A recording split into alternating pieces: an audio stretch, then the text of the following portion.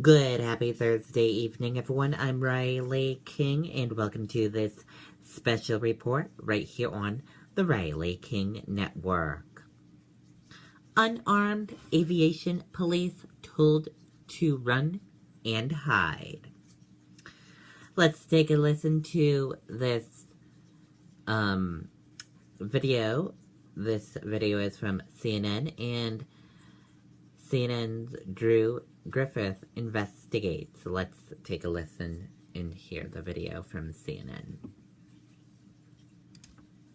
This is, of course, a busy week to travel. A lot of people heading back and forth after family holiday gatherings. O'Hare is one of the nation's busiest airports, and tonight, it, along with another Chicago airport, Midway, is the focus of an exclusive 360 investigation. We wanted to know why some of the police officers assigned to protect both airports are not allowed to carry weapons.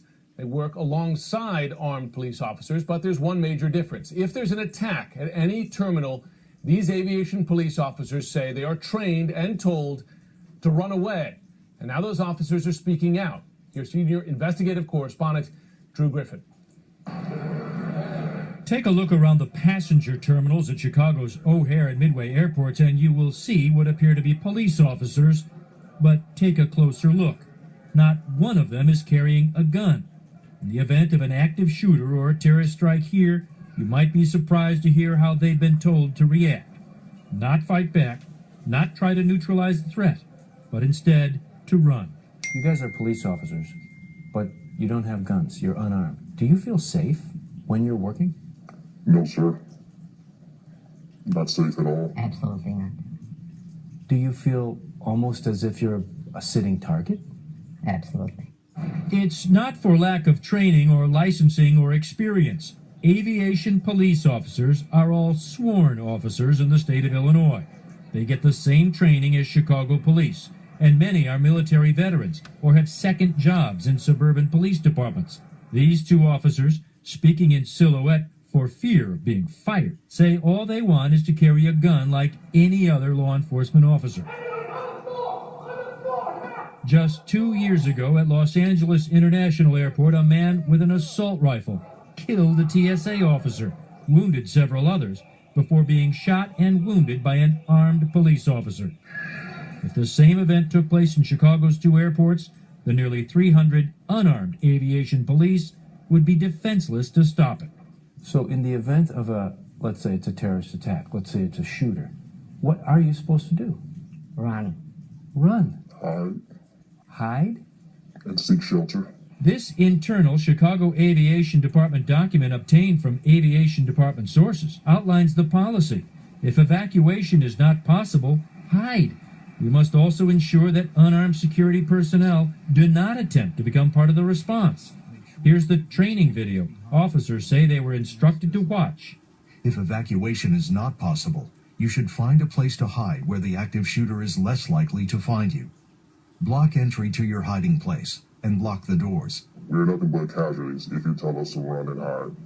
And how can the public look at us if they see police officers running and hiding? That goes against the very oath that we were sworn to, that we took. It's the Chicago police who carry guns at both airports since they are the primary law enforcement agency. If there's a major incident or an arrest, aviation police tell us they must wait for Chicago police to show up, a unique arrangement among major U.S. airports.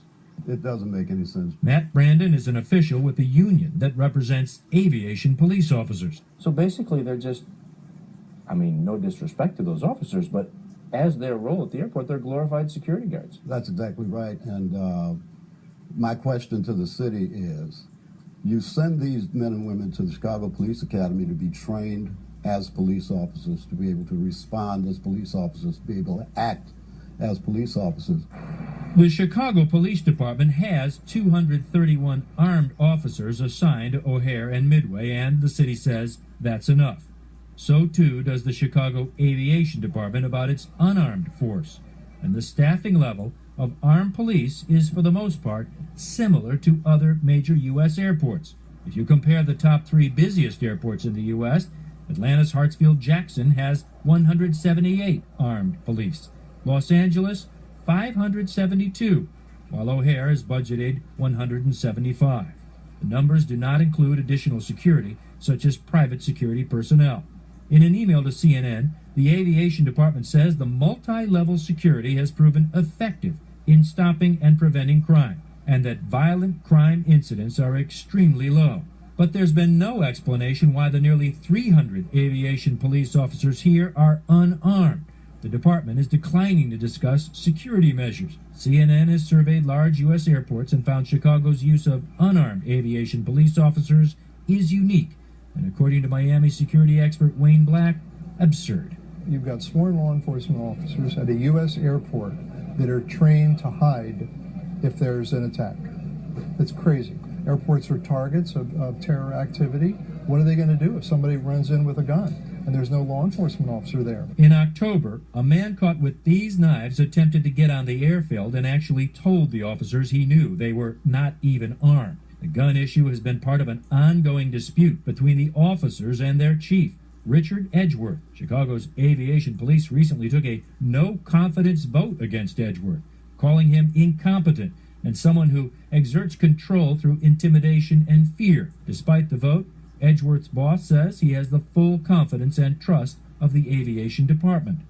Edgeworth has repeatedly refused to even answer numerous phone calls from CNN, and when we approached him to ask our questions, he did what his officers are supposed to do if anyone approaches them armed.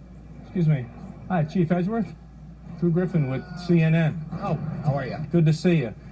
We wanted to ask you why your officers aren't armed. Why they're the only aviation police officers in the United States that apparently are not armed. Wouldn't the public be better protected if they were armed and were able to engage a threat instead of having to run and hide? Okay, and there you have it. That video is from CNN, and we would like to know, what do you think? Let us know and comment below. Hopefully we will hear from you. And that does it for the special report right here on the Riley King Network. Good night, everyone. Bye.